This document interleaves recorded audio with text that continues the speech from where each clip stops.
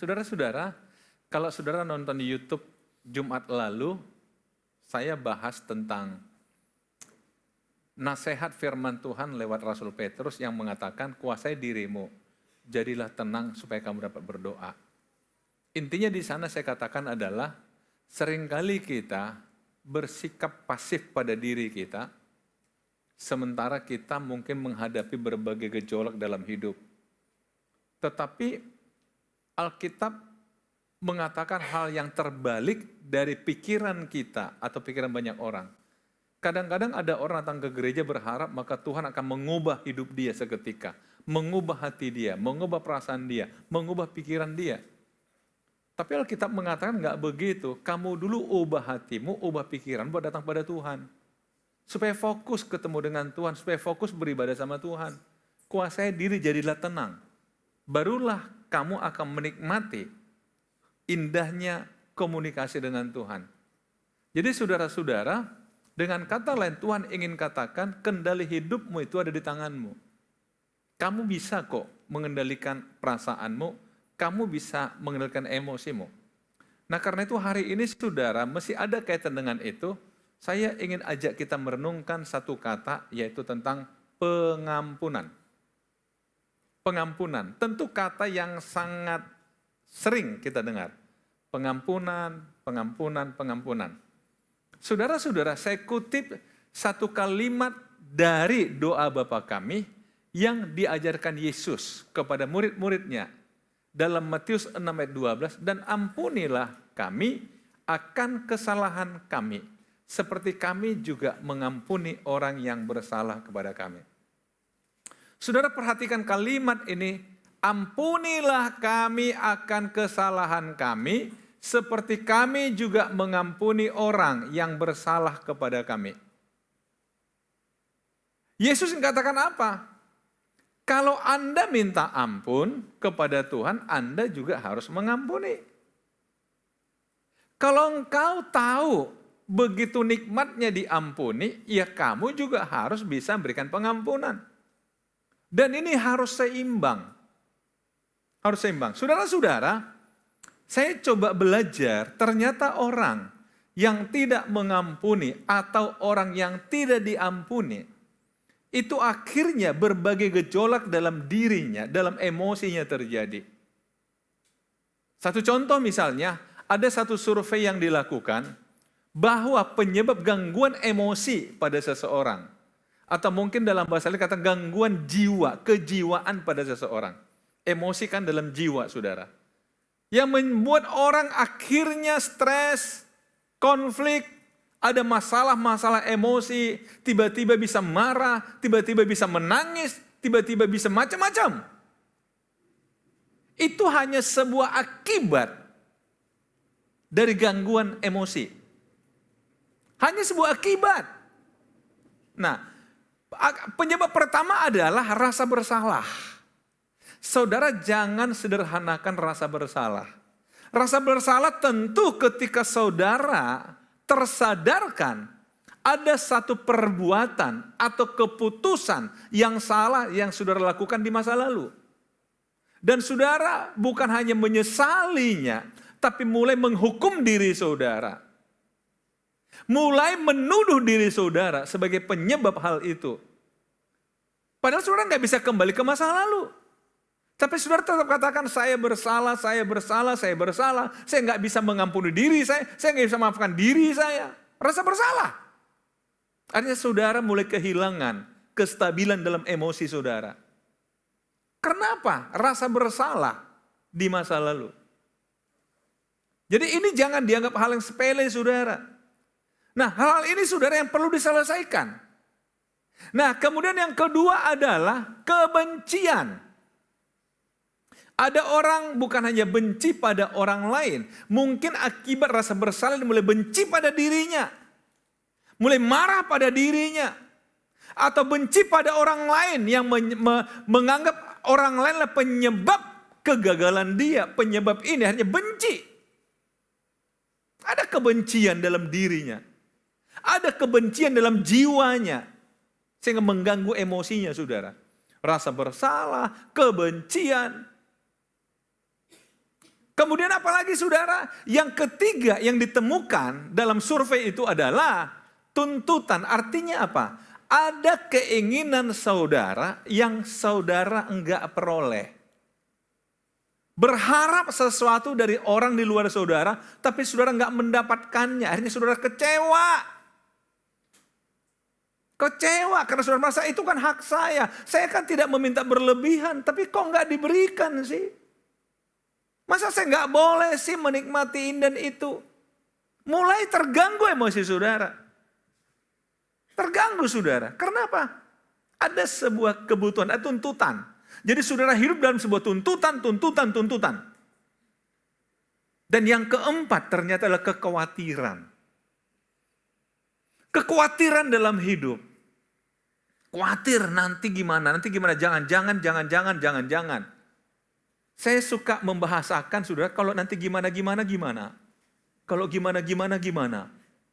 Nah coba lihat. Nah ini semua bercokol dalam jiwa kita. Yang membuat gangguan emosi kita. Satu contoh orang khawatir saudara tahu, kagetan. Tiba-tiba, apa itu? Itu sebenarnya saudara nggak sadar. Saudara ada ketakutan yang sangat dalam diri saudara. Aduh. Bisa paham saudara? Nah ini semua kan gangguan kejiwaan saudara, gangguan emosi. Yang berakibat pada apa? Stres, konflik. Masalah-masalah dalam emosi saudara. Sehingga nggak heran saudara. Saya belajar juga dulu saudara, yang mengatakan begini. Saudara tahu artinya kemerdekaan dalam Kristus. Kristus memang sudah memerdekakan kita, tetapi kita masih menyimpan hal-hal dalam diri kita, dan kita nggak terbebas dari itu. Jadi kita masih memenjarakan diri kita, dan belum mampu melepaskan diri kita dari ikatan-ikatan emosi kita. Ini yang sering membuat orang Kristen itu nggak bertumbuh. Saudara-saudara, saya kan kalau khotbah, kalau saudara lihat, saya gerak sana gerak sini, sebenarnya saya ingin mengamati, memastikan bahwa saya memandang setiap orang saudara. Walaupun saya tahu ada orang agak bersembunyi di balik orang di depannya. Tapi sedapat mungkin saya ingin lihat ekspresinya saudara. Jujur, kadang-kadang ada orang datang ke gereja cuma diam, wajahnya datar. Bahkan kadang-kadang saya buat lelucon juga, dia juga senyum juga enggak, apalagi ketawa, enggak juga. Dalam hati saya, aduh tekanan teman ini berat banget ya. Atau akhirnya diambil kesibukan, dia main handphone, nggak tahu ngapain. Tapi ekspresi wajahnya ketahuan, saudara. Dalam hati saya, 2-3 kali pasti kamu nggak datang lagi. Benar nggak datang lagi. Karena apa, saudara? Karena dia sebenarnya sedang memenjarakan dirinya, tidak mampu membebaskan dirinya dari gejolak emosinya. Mau sampai kapan kita hidup dalam seperti saudara? Ini kan menyiksa, sangat-sangat menyiksa, betul saudara? Nah karena itu saya belajar dulu namanya kemerdekaan dalam Kristus. Ayo apa saja yang saudara anggap mengikat diri saudara, mari bebasin diri saudara. Bebasin. Mengikat jiwa saudara, mengikat roh saudara, mengikat secara fisik, ayo kita bebasin. Supaya kita merdeka dalam Kristus. Tuhan memang memerdekakan kita, tapi saudara-saudara, kalau nggak mau juga dilepasin, Tuhan bisa buat apa? Bukan Tuhan nggak mau kuasa, ya. Tapi Tuhan juga ingin, Anda mau nggak? Maka di Alkitab saudara selalu katakan, maukah engkau sembuh, betul nggak? Kenapa mesti nanya saudara? Maukah engkau sembuh? Kenapa harus nanya saudara? Kalau ya mau dong, bukan gitu jawabannya. Mau. Saudara-saudara, artinya apa? Respon kita kepada Tuhan bagaimana? Jangan sampai gara-gara ini semua, respon kita kepada Tuhan jadi negatif. Sampai-sampai Tuhan berfirman kepada kita juga, kita kata, basi. Udah sering aku dengar seperti itu. Karena masalahnya ada pada diri saudara. Oke, kita coba lihat satu contoh, atau satu kata yang tadi dalam tema khotbah, pengampunan. Apa sih pengampunan itu? Pengampunan itu adalah tindakan yang membebaskan seseorang di luar kita tentu, yang melakukan kesalahan pada kita, dari kewajibannya sebagai akibat perbuatan yang salah kepada Anda. Membebaskan dia dari tuntutan, membebaskan dia dari kewajibannya. Jujur, kalau ada orang bersalah pada saudara, setidaknya di hati saudara minta maaf kek. Betul? Tapi dia nggak minta maaf. Malah ketemu kita, dia rasa nggak bersalah lagi. Dia happy yeye, sorak-sorak bergembira. Sementara saudara, kau membuatku berantakan. Gimana saudara? Akhirnya, aku begini, engkau begitu. Sama saja. Ini saudara hadapi, jalani hari-hari saudara. Setiap ketemu dia, iya. Jangan ketemu, orang sebut namanya, waduh. Apa enggak ada topik lain? Dan sampai kapan saudara terikat dan menuntut dia harus dihukum? Minimal minta maaf. Kalau dia datang minta maaf, kalau enggak. Makanya pengampunan itu bebaskan dia dari kewajibannya. Nggak usah nuntut macam-macam lagi sama dia lah. Ya udah, selesai. Gimana saudara? Bisa? Berat? Ya. Apalagi arti pengampunan? Pengampunan bukanlah mencarikan alasan pembenaran atau mengecilkan kesalahan yang sudah diperbuatnya. Artinya begini. Kadang-kadang supaya saya bisa ngomong, oke lah, aku anggap nggak ada apa-apa. Enggak lah, dia nggak buat apa-apa sama saya. Enggak lah, dia nggak salah kok. Enggak, memang dia salah. Enggak usah saudara benarkan kesalahannya, memang dia salah. Tetapi ketika saudara secara sadar mengatakan dia salah, secara sadar mengakui kesalahan dan memilih untuk memaafkan orang yang bersalah kepada Anda. Memilih untuk memaafkan.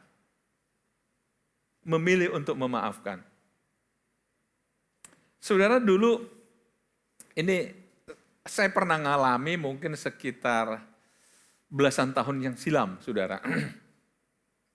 Satu ketika ada sekelompok anak-anak muda sebenarnya. Kemudian karena saya merasa bahwa mereka ada sesuatu lah, saya ajak mereka kumpul, ajak ngobrol. Dan yang ada kaitan juga dengan saya lah, katakan dengan saya. Terus mereka katakan begini, Om, kalau kami buat keputusan begini, Om sakit hati nggak sama kami? Saudara, ini kan bukan pertanyaan. Kita ingin nyakitin orang, kita tanya, kalau aku buat gini kamu sakit hati nggak? Gimana saudara? Tapi karena ditanyakan pada saya harus jawab. Saya nantang diri, saya katakan, nggak apa-apa, coba aja lakukan. Apakah Elim Simamora gampang sakit hati atau tidak? Walaupun di hati saya, masa iya sih? Maksud saya supaya mereka nggak tega melakukan itu. Tapi karena saya katakan, kamu buat aja. Kalian pengen tahu apakah Elim Simamora gampang? Benar-benar mereka lakukan, saudara. Ya saya bertanggung jawab. Saya nggak boleh sakit hati. Jadi ketemu mereka, apa kabar Om? Saya bilang, baik, sehat, puji Tuhan. Kabar kamu gimana? Halo?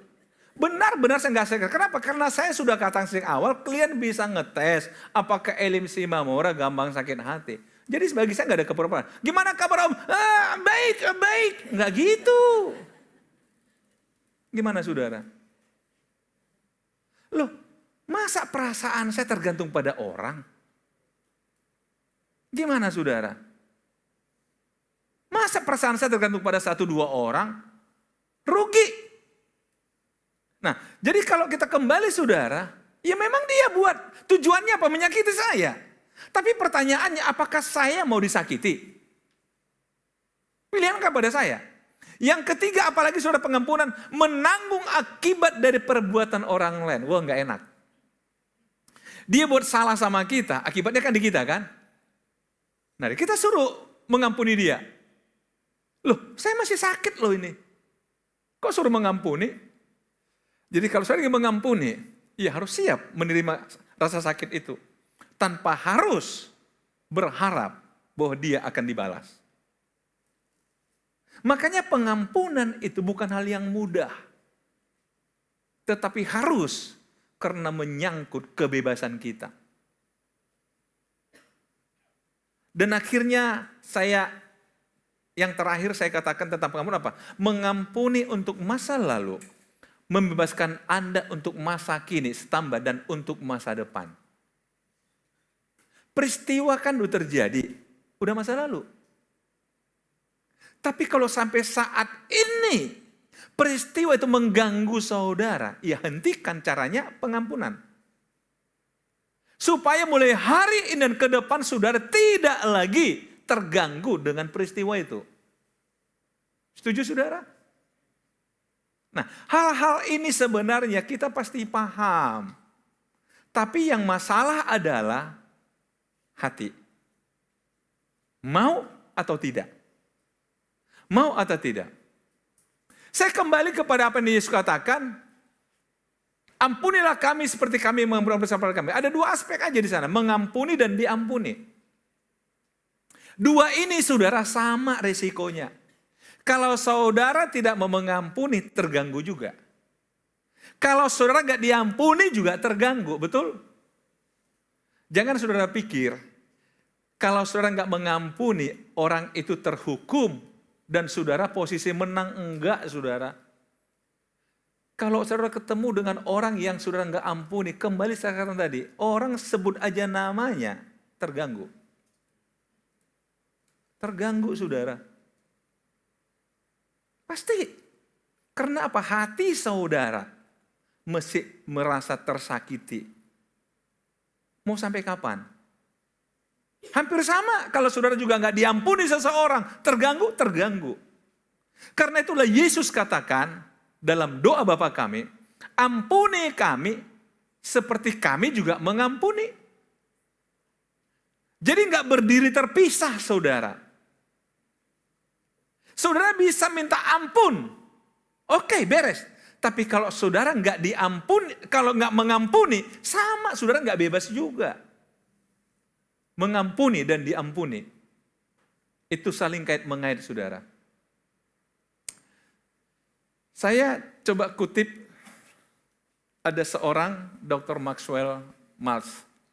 Para dokter di sini medis mungkin pernah dengar nama ini. Buku dia banyak. Ini penulis buku. Tapi paling dikenal dia adalah dokter bedah plastik. Yang hidup 1899 sampai 1975. Nah, setelah dia berpraktek beberapa kali, beberapa tahun lamanya dalam mengoperasi, merubah wajah orang, dia akhirnya menulis satu buku, New Faces, New Future. Ternyata, kalau Anda ingin mengubah masa depan, ubahlah wajah Anda. Ini promosinya dia, dokter bedah plastik. Karena perubahan wajah berdampak pada perubahan kepribadian. Ini kan orang-orang tidak puas dengan wajahnya, maka dia rubahlah, maka dia percaya diri. Orang nggak puas dengan bentuk hidung, dia rubahlah, maka dia jadi percaya diri. Dan macam-macam orang tidak puas bentuk dagu, dia rubahlah, dia percaya diri. Jadi saudara, dia katakan, kesimpulan dia awal adalah, ubah wajah Anda, maka engkau sedang mengubah masa depan Anda. Tetapi di sisi lain saudara, banyak juga yang operasi plastik sama dia ini pada komplain. Nggak pernah puas, kenapa begini, kenapa nggak begini. Maunya sekarang begini, bukan begini. Dan dia mulai pusing saudara. Sehingga dia tulis lagi satu buku. Judulnya Psycho-Cybernetics. Setiap kepribadian memiliki wajah. Karena ternyata orang sebenarnya pengen sesuaikan wajahnya dengan pribadinya. Buktinya saya mau begini. Karena memang dia inginnya begitu. Maka tolong ubah wajah saya supaya seperti yang saya mau. Seperti pribadi saya. Itulah sebabnya ada orang operasi plastik berkali-kali saudara. Karena dia selalu ingin berganti kepribadian. Nah saudara-saudara, intinya yang dikatakan di sana apa? Mau saudara ubah bagaimanapun wajah saudara, yang perlu diubah adalah pribadi saudara. Emosi saudara, jiwa saudara. Halo? Nah, kalau saudara nggak bisa mengampuni, mau dirubah wajahnya? Jadi wajah tersenyum. Gimana saudara? Itu nggak mau ngubah di dalam. Nah karena itu kan sering kita dengarkan inner beauty. Halo ibu-ibu, para wanita. Kecantikan kita kan lahiriah, batiniah, bukan yang lahiriah. Dari dalam inner beauty, waduh memancar auranya. Keren. Ya kamu sih sederhana, tapi aura kamu itu loh. Wow, kelepek-kelepek. Kalau udah dikatakan begitu. Sampai ada katakan, kamu lebih cantik gak pakai makeup deh, daripada pakai makeup. Gombal. Itu pacar supaya tidak ada biaya perawatan. Menghemat. Sebab perawatan itu mahal. Gimana saudara? Halo para wanita lebih suka suaminya mengatakan, kamu lebih cantik alami? Atau? Gak usah disenggol-senggol lah kiri kanan. Nah. Tapi kembali saudara, akhirnya Maxwell mengatakan apa? Dia mulai tersadarkan, mengubah wajah sebenarnya enggak mengubah citra diri. Karena citra diri kita itu adalah perasaan kita, emosi kita. Nah saya ingin kembali saudara, ajaran Yesus. Ayo, mari belajar mengampuni. Mari juga mau diampuni. Kalau itu kita bisa kerjakan, kita terbebas saudara. Dari berbagai tuntutan emosi kita. Ingat tadi, kalau saya kembali ke empat hal tadi saudara, hasil penelitian tadi saudara, lihat ini, rasa bersalah, kebencian, tuntutan, dan kemudian kekhawatiran. Kalau ini membuat saudara jadi konflik internal, mengganggu emosi saudara, saudara stres. Kenapa saudara nggak coba selesaikan rasa bersalah? Kenapa saudara nggak coba selesaikan kebencian saudara? Kenapa saudara nggak coba selesaikan tuntutan saudara? Nggak lagi nuntut. Kenapa saudara nggak selesaikan kekhawatiran saudara? Semua ini masalah di emosi saudara. Pengampunan juga masalah emosi. Pengampunan juga masalah jiwa. Masalah hati. Masalah perasaan saudara. Oleh karena itu mari pelan-pelan saudara. Bebaskan diri saudara. Dari apapun yang membuat saudara terikat. Jangan izinkan sekali lagi orang mengendalikan hidupmu. Tapi biarlah saudara mulai katakan, aku yang punya peranan untuk hidupku. Engkau boleh berusaha menyakiti aku, tapi aku bukan orang yang bisa engkau sakiti. Karena hatiku penuh dengan pengampunan. Amin. Tuhan Yesus memberkati.